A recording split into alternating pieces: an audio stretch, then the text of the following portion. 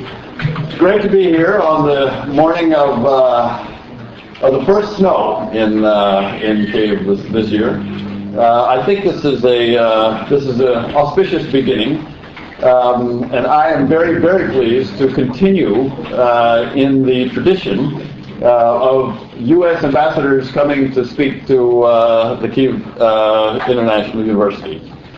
Thank you very much for having me. The first part of this discussion, as the rector has said, is what I have to go through in order to get to the second part of this morning, which is what I enjoy more, which is your questions.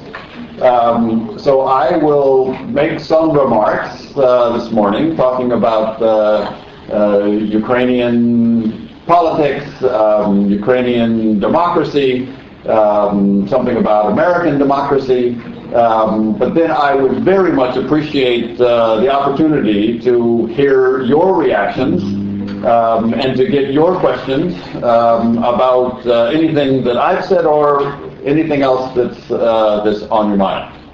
So again, thank you for having me. I understand that the rector is the first and the only rector of this university, and I am pleased that I am able to speak to the students of a private university that is here in the capital of Ukraine, that is moving in the direction that you want to see it go. I got here about a year and a half ago.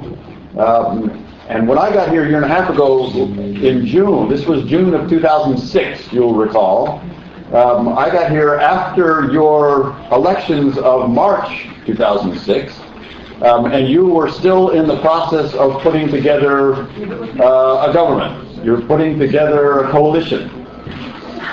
And when I arrived, I told some people, maybe some of the people of the press who are here, that I was glad to be here. I was going to be here for 3 years. I was going to have a 3-year tour. And I said in June of 2006 that I was glad to be here during a time when there would be no more elections. And it turned out, of course, that I was wrong. That you and your leaders decided that there would be elections. And democracies have elections, and so elections are a good thing for democratic people.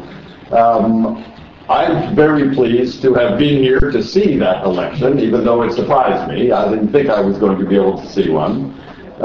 And those elections of now a month ago, on the 30th of September, were free and fair and good elections. And now, of course, you are in the business, your elected officials are in the business of, again, putting together a coalition, and you're again listening to the different kinds of coalitions that could be formed.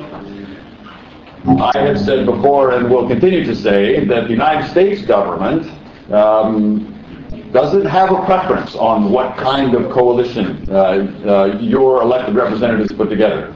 Whether it is a orange coalition or a broad coalition or some other coalition, since it was a free and fair election, the United States government, I think most governments around the world, are very pleased to work with whatever government emerges from those free and fair elections.